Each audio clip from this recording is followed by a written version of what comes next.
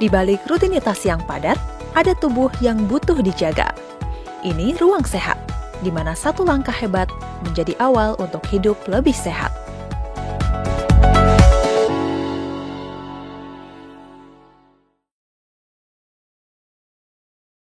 Halo Tribuners, selamat datang di Ruang Sehat bersama saya Geok Mengwan. Kali ini kita akan membahas mengenai kesehatan perempuan bersama dengan dokter spesialis obstetri dan ginekologi dari RSPI.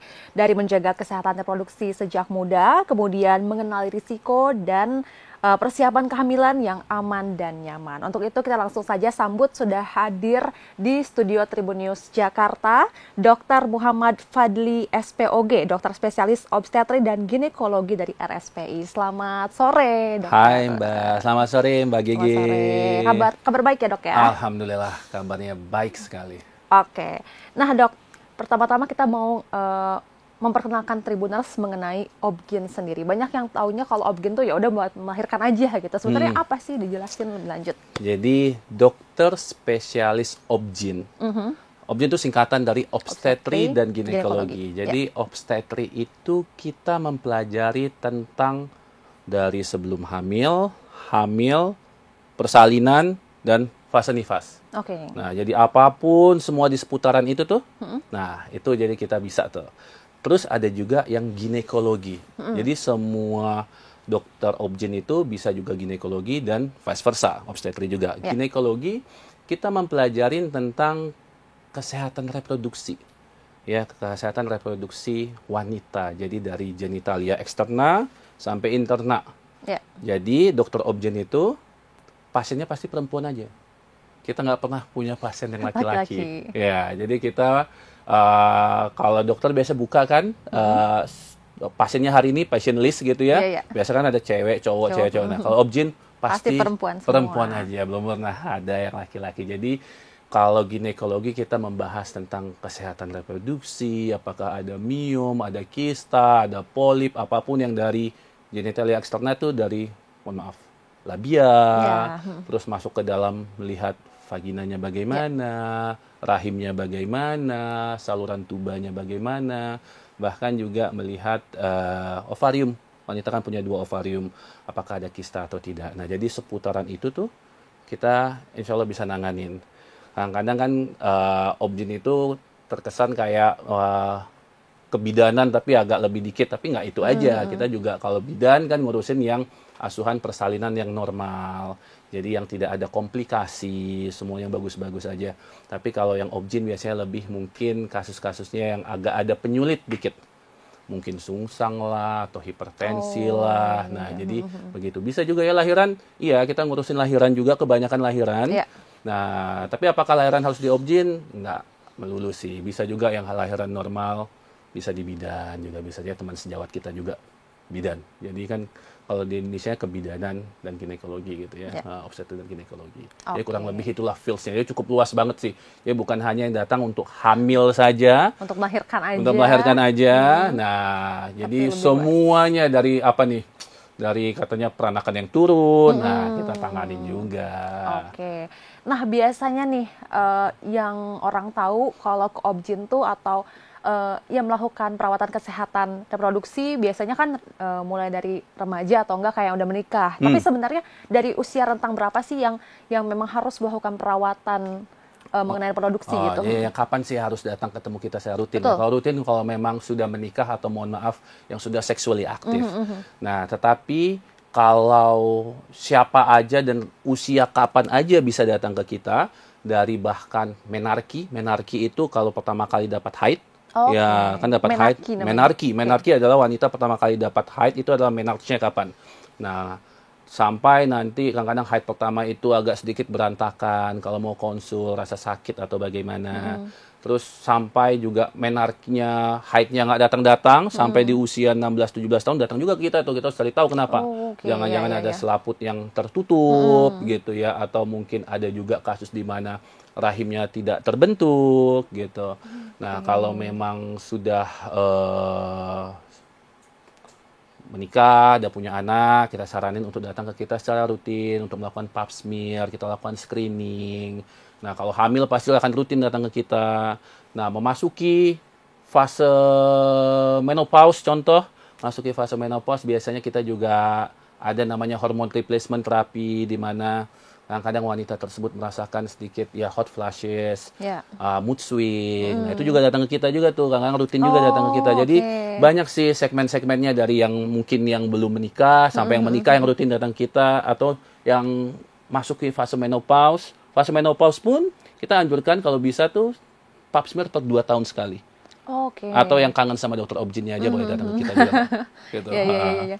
Oke, jadi sebenarnya nggak melulu orang yang mau menikah atau yang seksually aktif, mohon maaf, dan juga yang hamil, tapi dari usia usia muda. sedini mungkin. Oke. Bahkan sekarang ada tuh yang mau memvaksin anaknya untuk HPV. Oh iya, Ya, itu dari human usia papilloma. berapa tuh, Dok? Nah, sebenarnya? dari 10-11 tahun lebih bagus. Jadi sebelum dia berseksually aktif itu lebih bagus. Dan bahkan itu gitu. menjadi salah satu program pemerintah, Iya, iya. tapi kelihatannya karena vaksinnya terbatas dan cukup mahal, maka tersendat-sendat.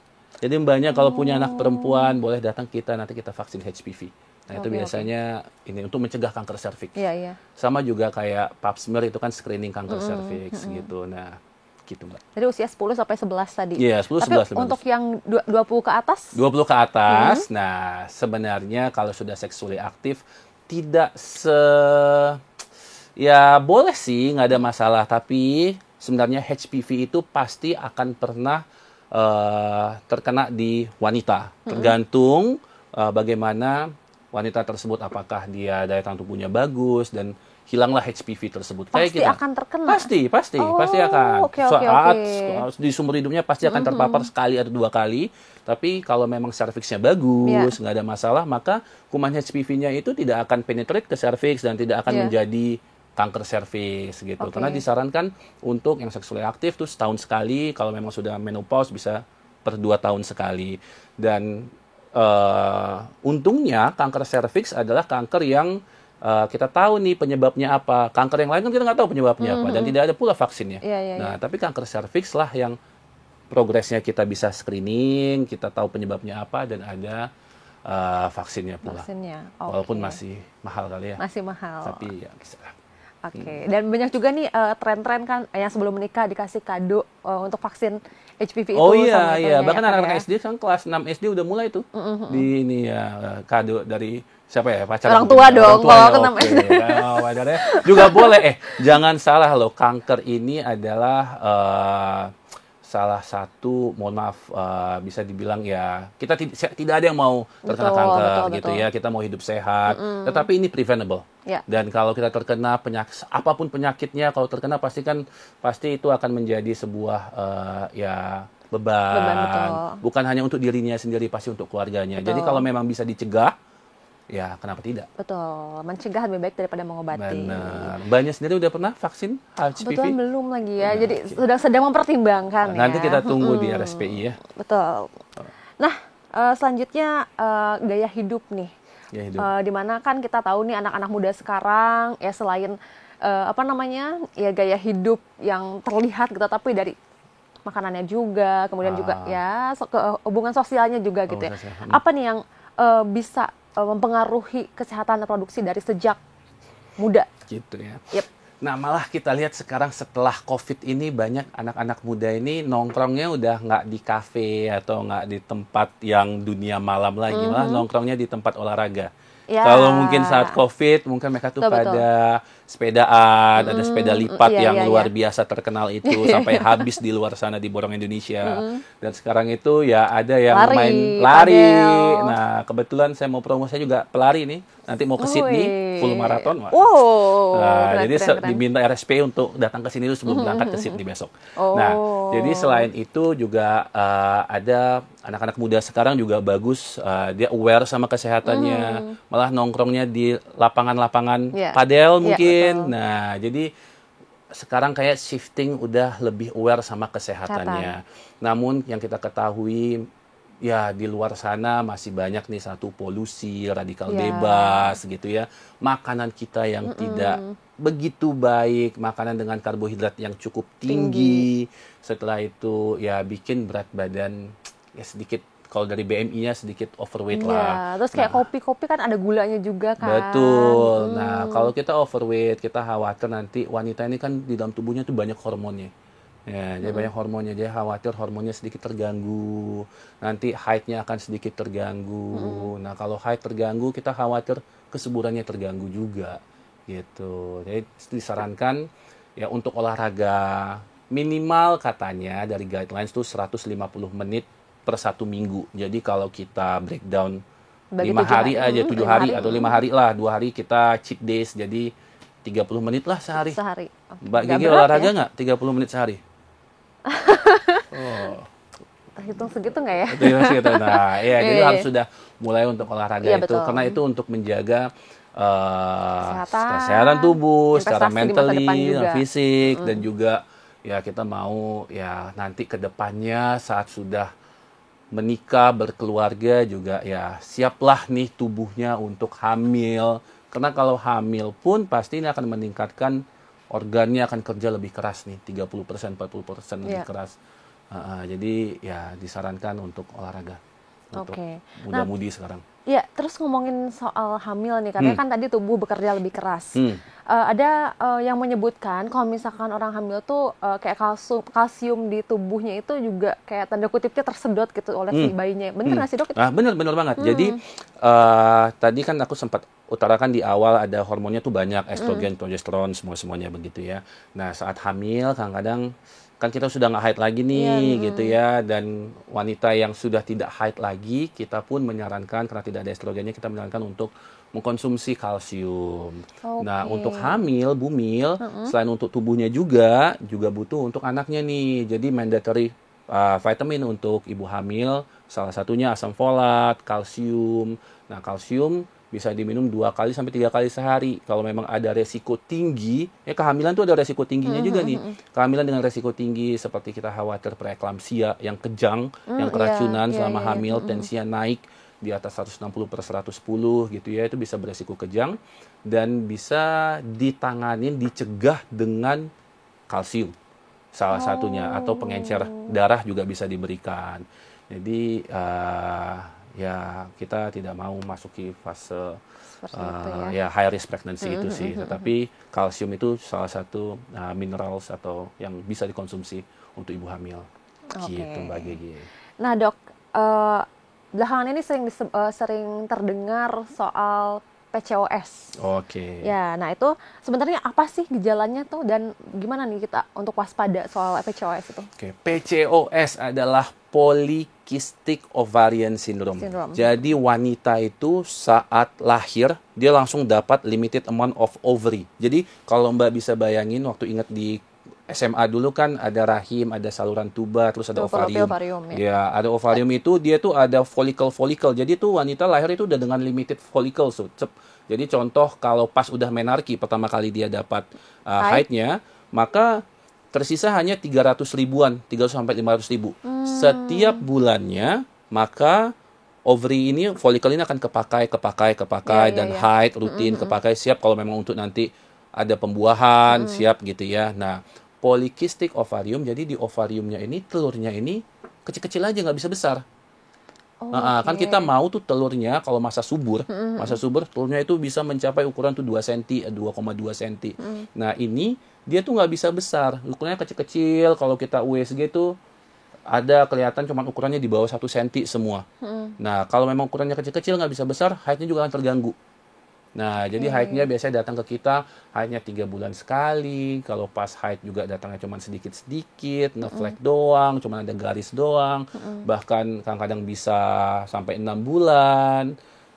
Dan ada juga tanda-tanda ciri khas dari PCOS itu, kalau kita kelihatan satu obesitas, ada, mohon maaf nih, ada kumisnya dikit-dikit, ada yang kena androgennya tinggi, testosteronnya tinggi, mungkin ada akninya, ada jerawatnya, belakangnya mungkin agak lebih hitam karena ada masalah metabolismenya.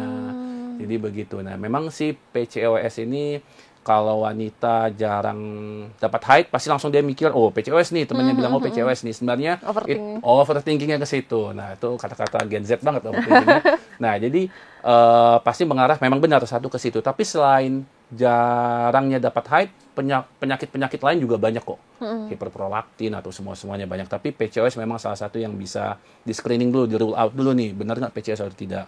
Dan disarankan kalau bisa, ya dijagalah. Tadi kan Mbak di awal nih lifestyle gitu ya. Lifestyle-nya harus dijaga, jangan sampai BMI-nya katanya wanita kalau bisa di bawah 23 body mass index. Kan kita lihat body mass index, lihat tinggi badan dan berat badan juga gitu ya. Kita mau di bawah 23. Kalau sampai di atas 25 itu akan terganggulah hormon-hormonnya. Gitu. Itulah kurang lebih PCOS, tapi tidak sedikit.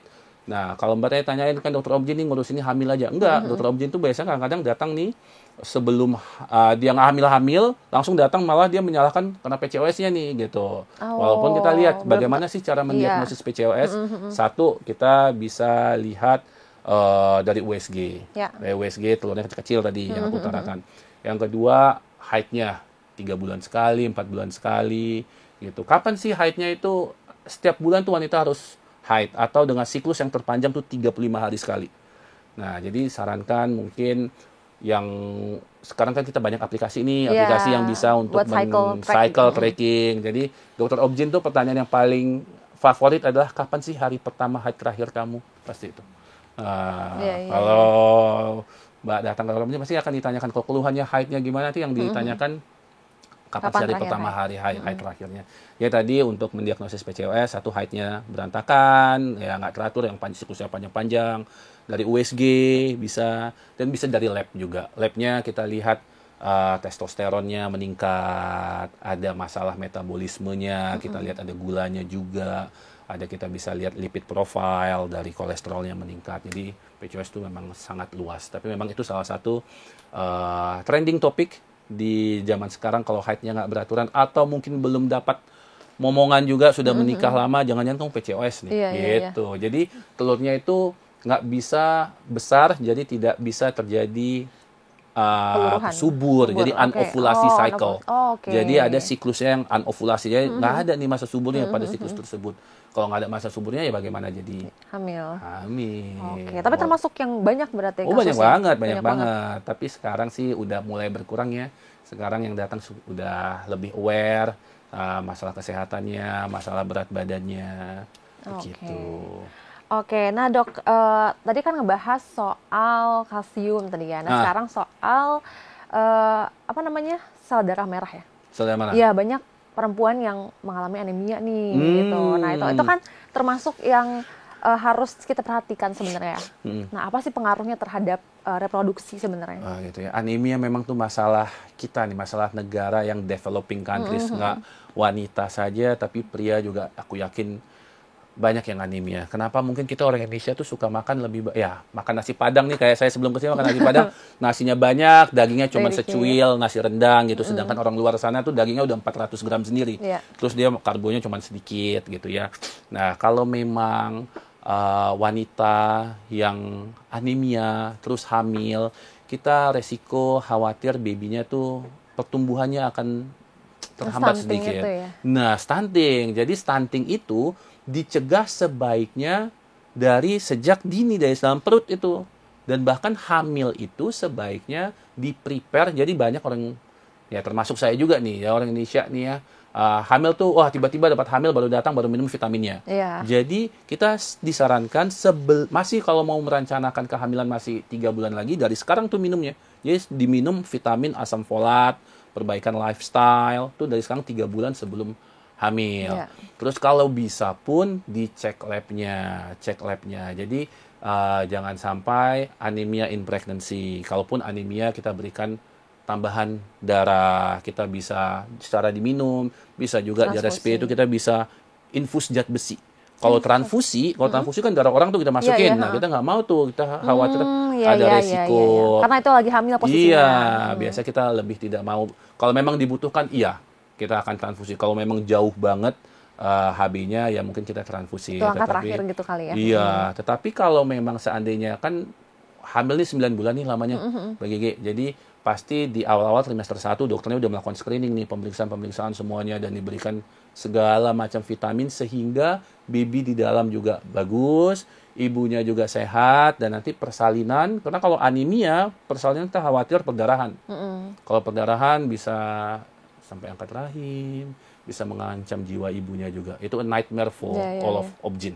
Gitu. Jadi kita benar-benar kita jagain tuh, jangan sampai selama 9 bulan ini aku yakin itu waktu yang udah cukup gitu ya, untuk kita memperbaiki kalau memang seandainya ada underlying disease, salah satunya anemia ini. Karena itu aku saranin kalau bisa nanti bolehlah shopping dokter pindah-pindah mencari yang sesuai sama yang hati, tetapi kalau sudah memasuki trimester 3 di atas 28 minggu, ya kalau bisa dipilihlah salah satu dokter yang kamu sudah pernah samperin, kamu cocoknya sama siapa, karena dokter kan memang jodoh-jodohan juga gitu. Kalau kamu yakin sama dia, karena kita butuh trust nih. Nanti persalinan juga banyak hal yang kadang-kadang ada 30% yang unpredictable babynya waktu lahir. Sewaktu fase persalinan, contoh harus disesar yang awalnya pengen normal, terus nanti pada saat persalinan babynya mungkin nggak nangis atau apa. Jadi ya trust itu harus muncul. Nah, jadi trimester 3 kalau bisa jangan pindah-pindah lagi.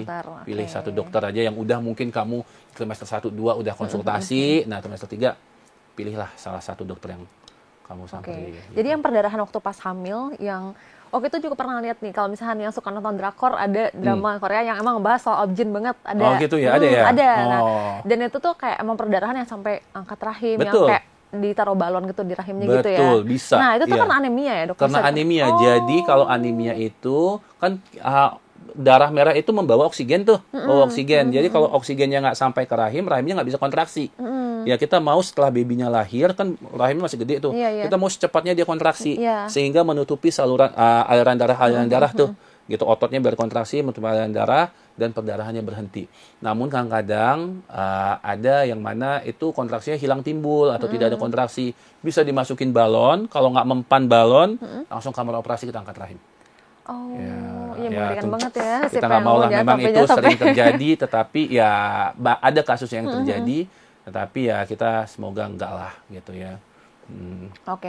Nah kalau dulu kan kehamilan yang mungkin yang harus banget diperhatiin, banyak orang yang hamil di usia muda. Nah kalau sekarang kan banyak nih yang kayak Mary is scary gitu kan. Mary is scary, yes. Bahkan ada istilah child free gitu kan.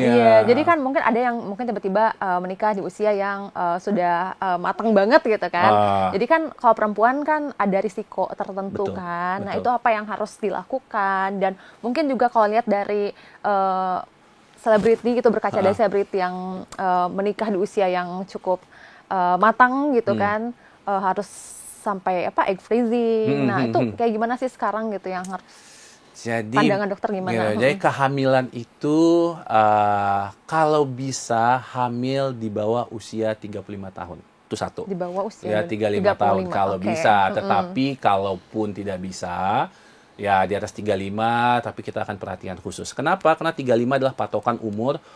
Kalau di atas 35, kita biasa mengkategorikan high risk pregnancy, kehamilan yang butuh perhatian khusus. Ya, salah satunya tadi yang hipertensi, preeklamsia gitu. Jadi kita butuh memberikan ekstra kalsium. Mungkin kita harus melihat pemberian pengencer darah gitu ya. Jadi kalau bisa di usia 35. Sekarang yang kita lihat trennya bahkan wanita-wanita Indonesia ini pengen mengejar karir juga. Ya, mengejar karir karena indeks ekonomi ya, Dok. Betul, dengan kebutuhan-kebutuhan di ibu kota ini, jadi kayaknya menikah itu kayaknya lebih dipospon dulu. Dipospon. Nah, memang benar tadi Mbak sudah mengatakan bahwa ada istilah egg freezing. Di awal aku sempat mengatakan bahwa kita tuh diberikan cadangan telur yang limited tuh, dan dipakai setiap bulannya, dan sampai habis barulah masuk fase menopause. Dan percaya nggak percaya, memang tubuh tuh mencari mengambil yang kualitas yang bagus-bagus dulu nih waktu masa usia muda gitu. Terus kalau memang dia udah di usia sedikit lebih dewasa, nah mungkin yang tersisa mungkin udah di atas 40 gitu ya, mungkin yang kurang tidak segitu bagusnya dibandingkan pada saat dia muda. Nah kalau di luar ada sebuah prosedur yang namanya egg freezing, egg banking. Jadi telurnya itu di harvest, kita bilang kita kasih hormon yang banyak ke kamu. Setelah itu telurnya itu disedot, terus dibekukan. pada saat nanti kamu sudah menikah dan pengen punya anak, baru telur tersebut dibuahi sama sperma dan baru nanti ditanamkan di rahim kamu lagi. Begitu. Tetapi memang harganya memang masih mahal ya, egg freezing. Tapi boleh dipertimbangkan kalau memang punya cita-cita aku mau nikahnya nantilah mau di atas 35 atau di atas 40 karena aku mau ngejar karir, financial freedom gitu ya, boleh-boleh aja gitu. Tetapi kalau aku bisa sampaikan ya, sekarang aku kan bapak beranak 3 nih sebenarnya. Ya, the best investment adalah investment on your kids. Ya, kesehatan anak-anak, sekolah anak-anak. Malah udah nggak ada lagi tuh bapak-bapak mungkin kalau yang sudah punya anak banyak pakai ya dia memikirkan diri dia, beli jam yang bagus, beli mobil yang bagus, yang ini yang untuk diri dia kayaknya udah nggak, mungkin lebih the best investment. Saya selalu ngomong ke pasien gitu, walaupun pasien-pasien yang pertama kan dia suka udahlah dok, suka skip minum obat semuanya gitu ya. Aku selalu bilang bahwa the best investment saya is your kids gitu. Jadi dari mulai dalam kehamilan kita nggak mau babynya dalam kehamilan itu terganggu kesejahteraannya.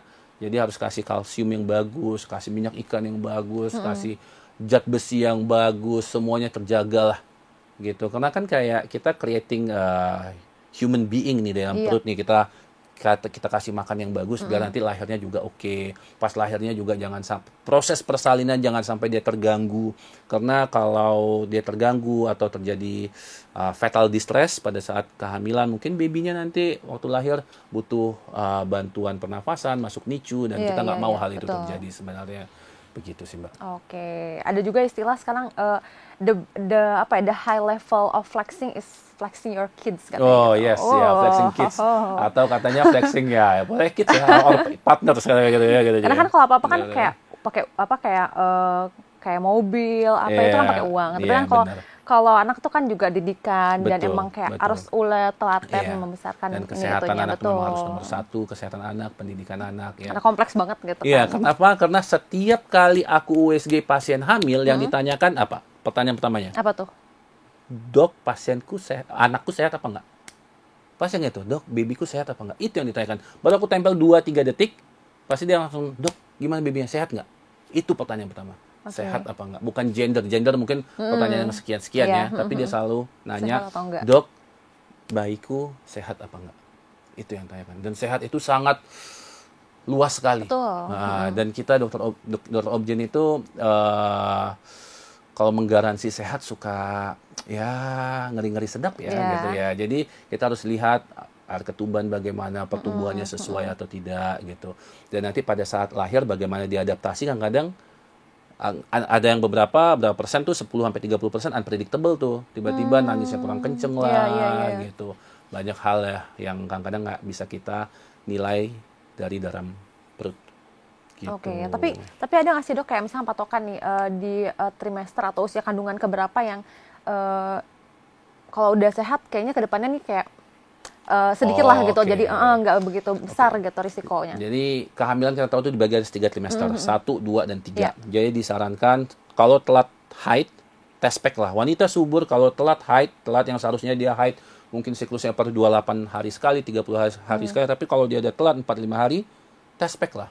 Di rumah test pack udah banyak dijual di mana-mana. Itu untuk yang sudah menikah ya? Untuk sudah menikah, ya sudah menikah, ya atau apapun lah. Kalau memang telat haid dan sexually aktif, test pack lah. Nah, kalau memang test packnya garis 2, datanglah ke dokter obgyn untuk kita memberikan nasihat-nasihat tentang kehamilan, untuk kita melakukan pemeriksaan. Pemeriksaan mencakup apa aja? Awalnya timbang tensi, untuk kita mau lihat tensinya bagaimana, berat badan ibunya bagaimana. Setelah itu apa yang kita lakukan? Kita USG trimester 1 untuk menentukan lokasi kehamilan, usia kehamilan, habis itu detak jantungnya atau berapa jumlah janin, jangan kembar gitu ya. Dan kita melakukan pemeriksaan laboratorium di trimester 1. Dan trimester 1 tadi Mbak nanya, apakah ada yang harus wajib banget nih untuk dilakukan pemeriksaan? Saranku di trimester 1 itu di 12-14 minggu kita harus screening anti-nuchal translucence di USG dengan cara meng-USG belakang leher. Kita tidak mau ketebalannya di atas 2,5 mili karena beresiko untuk terjadinya kelainan kromosom seperti Down syndrome gitu. Terus Oh, setelah itu bisa dilihat dari dari dari awal-awal 12 sampai 14 14 minggu minggu. gitu. Tapi kalau kita miss tiba-tiba nggak bisa nih kontrol di jeda 12-14 minggu, mungkin nextnya kita bisa lihat satu dari tulang hidungnya atau matanya, bola Iya. matanya gitu ya. Setelah itu di 22 sampai 24 minggu trimester 2 tuh ya, di dua datanglah ke dokter obgyn juga kita lakukan USG, kita lihat mungkin hitung jari-jarinya, lihat mukanya, lihat bibirnya bagaimana, lihat jantungnya, lihat jenis kelaminnya, testisnya udah turun atau tidak, semuanya kita lakukan. Nah, sebenarnya tidak ada patokan kalau trimester 1 aman, trimester 2 3 aman lah seterusnya. Sebenarnya nggak bisa begitu juga. Kenapa? Karena malah kita anjurkan mendekati HPL, Iya. hari taksiran kita lahir, taksiran persalinan, malah kita minta untuk datang per 1 minggu sekali. Di atas 3-6 minggu Oh, kita jadi lebih nggak. sering. Iya, malah lebih sering. Kenapa? Karena kita khawatir plasenta tiba-tiba menua, air ketubannya jadi sedikit. Nah, gitu. Tapi kalau malah di trimester 1 sampai usia kehamilan 28 minggu, kita kadang-kadang menyarankan udahlah per 1 bulan sekali. Tetapi kalau memang ada yang mau kita evaluasi, kita akan minta datang ya 2 minggu lagi. Tapi setelah biasanya per 1 bulan sekali, di atas 28 minggu sampai 36 minggu tuh 2 minggu sekali. Di atas 36 minggu kita kontrol per 1 minggu sekali. Nah, itu akan dilihat nih kesejahteraan janinnya bagaimana. Apakah harus secepatnya dilahirkankah atau tidak gitu. Oke, jadi buat perempuan yang tiba-tiba telat haid gitu ya, yang udah seksually aktif atau yang sudah menikah nih bagusnya nih ya, berarti langsung gitu ya untuk mengecek Iya, gitu. test Karena pack, semakin test cepat. pack. Bahkan tadi pagi aku dapat WA dari temanku, dok aku telat haid 4 hari. Kalau aku hamil gimana nih dok? Bisa nggak haidnya dimunculin lagi? Lo kamu pakai KB nggak? Nggak pakai KB Haidnya ya nggak dimunculin bisa. lagi. Jadi kamu test pack dulu, test pack dulu.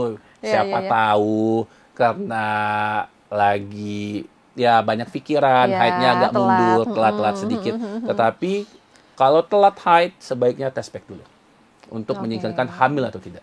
Oke, tapi nih kalau misalkan tanda-tanda yang apa ya, yang pas lagi hamil, terus kayak ada di luar apa namanya kontrol mingguan atau bulanan gitu ya, terus tiba-tiba kayak ada sesuatu nih, terus harus langsung ke dokter. Nah, apa tuh sesuatu apa tuh yang Biasanya apa harus aja ke ya? langsung? Jadi kalau trimester 1, 2, kalau memang mungkin ada perdarahan dari bawah yang banyak gitu ya, Oke. perdarahan pervaginam yang banyak. Atau memang riwayat terbentur, terjatuh nih Iya, naik iya, iya. motor, terus kontraksi hebat gitu. Nah, sebaiknya datang ke dokter. Kalau memang gerakan janin nih, gerakan janin tiba-tiba berkurang atau bahkan berhenti Iya. gerakan janinnya. Nah, cepat datang ke dokter, itu kita mau cari tahu kenapa. Sebenarnya itu tidak ada yang tiba-tiba, semua pasti butuh proses. Karena itu kita minta untuk rutinlah kontrol datang ke dokter obgyn untuk kita melihat dan menganulir kalau ada resiko-resiko lainnya. Dan kalau ketubannya pecah, nah, cepat tuh datang harus ke dokter. Nah, Oke. tidak ada kontraksi pun ketuban itu bisa pecah. Jadi resiko ketuban pecah duluan itu biasanya infeksi, Mbak. Oh, Jadi iya, walaupun kita mau kapan sih sebaiknya ketuban pecah kita mau kalau sudah masuk fase persalinan pada Iya. saat cukup bulan, sudah di atas 38 minggu, pembukaan sudah di atas 4 cm. Nah, kalau pecah udah oke lah, nggak apa-apa. Tetapi kadang-kadang ada fase di mana ya 8 bulan ketubannya udah pecah, udah rembes, kita harus lahirkan babynya gitu. Oke. Tapi nih tadi kan dari tadi kita ngebahas soal kesehatan secara fisik gitu ya. Tapi kalau secara psikisnya sendiri gimana nih untuk ibu hamil? Untuk ibu hamil ya. Nah, Kayak apa yang harus diperhatiin, yang diperiksa tuh apa diperhatiin. aja Nah, gitu. sebenarnya ini harus bapak-bapak nih harus dinasihatin nih. Kenapa? Karena ibu-ibu hamil ini memang ya ini korban laki-laki kan hamil ya, ya benar ya. Itu satu. Yang kedua, wanita ini mengandung selama 9 bulan lamanya, terus masuk fase persalinan. Aduh, sedikit kasihan. Memang kita sangat berempati sekali. Karena itu kita minta para suami di luar sana, kalau bisa ya menjaga, ya sabar satu sama istrinya. Karena trimester 1 tuh mood swingnya tuh banyak tuh. Nah, apalagi kita orang Indonesia tuh ada istilah ngidam ya. Ya, ngidam ini, ngidam itu ya diikutin aja lah daripada kita disuruh mengandung 9 bulan ya. Diikutin aja. Setelah itu habis itu jangan lupa trimester 2 istrinya dibawa baby moon, jalan-jalan. Kan ada baby moon, ada honeymoon, ada baby moon kan. Terus mungkin mau ikut ada baby moon maternity shots gitu, foto-foto untuk yang kelihatan baby bumpnya gitu ya. Dan jangan lupa sering-sering ditransfer duitnya juga.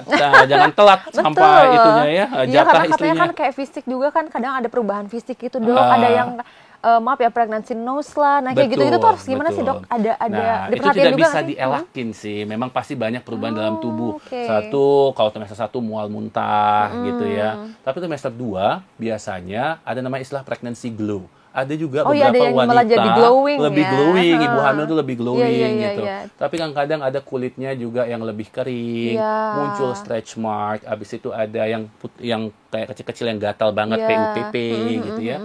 Nah, ada juga yang bagian-bagian selangkangannya pasti lebih menghitam. Itu karena proses ya karena hormon semuanya. Jadi kan bikin anaknya berdua ya, jadi menjalani proses ini harus berdua karena tuh nggak ada yang bikin bank, ada bank mandiri, tapi bikin anak mandiri nggak ada kan. Iya, jadi harus kedua belah pihak. Tapi kalau misalnya punya masalah kayak gitu-gitu yang tadi disebutin tadi, ke obgyn atau kemana dok?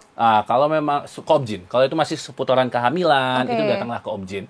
Tetapi kalau memang butuh curhat, dokter obgynnya kan juga ada pasien berikutnya, ada tim curhatnya, mungkin ke psikolog atau ada yang lain. Karena kadang-kadang ada ya hamil dengan depression, atau baby blues saat dia ini.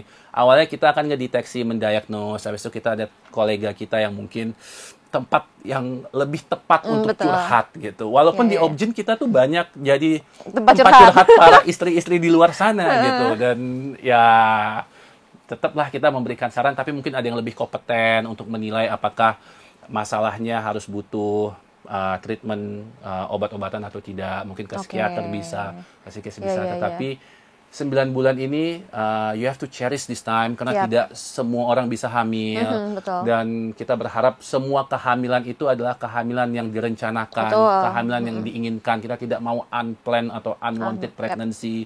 Kalau belum mau hamil ya pasanglah KB, KB banyak di mana, datang ke dokter obgyn atau ke bidan kita bisa pasang KB gitu ya. Dan kalau kita sudah siap untuk hamil, ya tandanya kita harus siap dengan konsekuensi 9 bulan ini, persalinan ini, dan suaminya juga harus siap juga. Suaminya siapin dana yang banyak, nggak gampang, vitamin, asam folat, kalsium, terus baby moon kamu, persalinan, beli pampers, itu mahal, nggak murah. Nah, gitulah kurang lebih. Oke, nah sekarang kita ada sesi atau segmen mitos atau fakta. Oke, nah di segmen ini dok, ada beberapa pernyataan di luar sana, entah itu di masyarakat atau di medsos, mengenai kehamilan. Nah, jadi nanti dokter bilang ini mitos atau fakta, atau kasih penjelasannya dikit. Oke. Nah, yang pertama nih dok, tidur miring ke kiri lebih baik untuk janin, mitos atau fakta? Fakta. Kenapa? Fakta. Memang kita menganjurkan miring ke kiri. Kalau memang nanti ada fase pada saat persalinan, kita lihat detak jantung janinnya agak sedikit melemah, ibunya engap, ya kita saranin miring ke kiri biar nggak ketekan pembuluh darah. Tetapi kalau trimester 1 dan 2, mungkin ibunya mau miring kanan juga masih oke. Mau terlentang juga masih oke. Karena sebenarnya babynya itu dapat oksigen kan dari ibunya. Asal ibunya nggak engap, nggak sesek nafasnya. Nanti kalau trimester 3-6 minggu, biasanya kalau terlentang dia udah kayak ketekan gitu kan.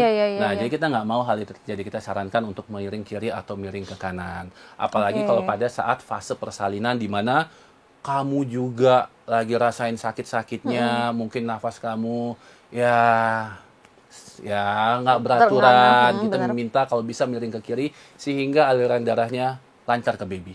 Oke, kenapa ke kiri, nggak ke kanan? Karena ada pembuluh darah anatomi. Yang belah sini. Oh iya. Oke. Nah, yang kedua nih dok. Minum air kelapa bikin kulit bayi jadi putih. Mitos atau fakta? Mitos itu mah. Kalau begitu semua orang Indonesia putih-putih. Itu mah genetik ya dok ya? Ya, itu genetik satu. Tapi tidak ada salahnya juga kalau bisa. Kalau mau minum kelapa mungkin banyak khasiatnya. Ada elektrolitnya juga. Jadi kalau memang mual muntah, jadi elektrolit dan kalori dari air kelapa. Air kelapa manis juga, kan bagus juga. Ya boleh, monggo. Tapi dia bikin kulit babynya putih sih enggak ya. Nggak ngaruh gitu. Jadi itu adalah mitos. Oke, yang ketiga, ibu hamil harus makan 2 porsi karena makanannya untuk 2 orang. Mitos atau fakta? Itu juga mitos.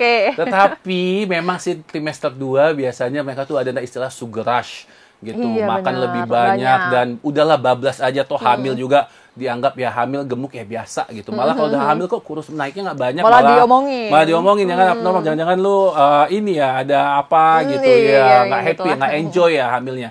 Nah, tetapi tidak 2 kali lipat juga. Yap. Jadi kalau kita lihat kalori, kan kita tahu tadi kehamilan tuh dibagi atas 3 trimester, 1, 2, dan 3. Kalau trimester 1 sebenarnya kalori yang dibutuhkan ya sama banyaknya dengan sebelum hamil. Ya, kalori yang dibutuhkan. Jadi wanita kita harus bisa lihat dulu metabolismenya, tinggi badannya berapa. Kalau kayak kamu mungkin 1.500 kalori gitu ya. Nah, pada masuk trimester 2 biasanya ada ekstra 350 kalori. Trimester 3 itu kurang lebih 450 kalori.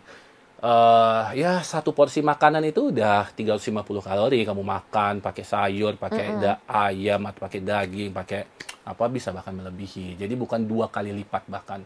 Tapi jangan lupa kita butuh protein juga selama hamil. Ya, jangan 2 kali makan, berat badan dinaikin, tapi karbo semua. Karena banyak juga ada beberapa berat badan ibunya yang naik, tapi babynya nggak naik-naik. Iya, jadilah preeklamsia abis itu.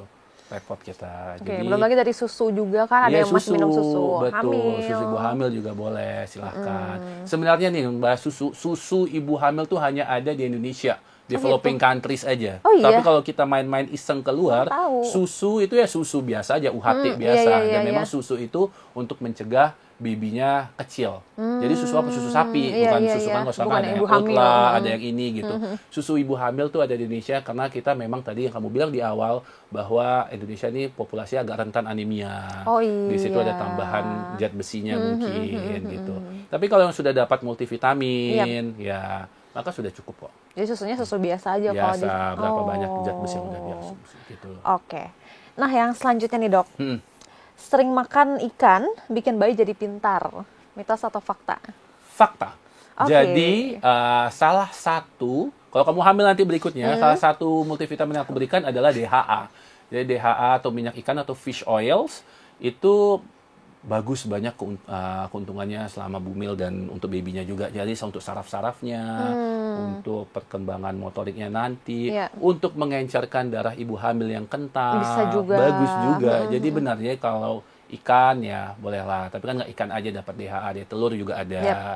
Gitu. Jadi ya daripada mungkin makan yang lain-lain, ya daripada makan apa jajanan-jajanan yang tidak begitu. Saya bermakan itu nanti marah nih pedagang-pedagang sebelah di sana. Tapi kan perempuan kan cravingnya gitu kan. Iya, biasanya betul. gitu. Yang Pengennya asin-asin, yang manis-manis.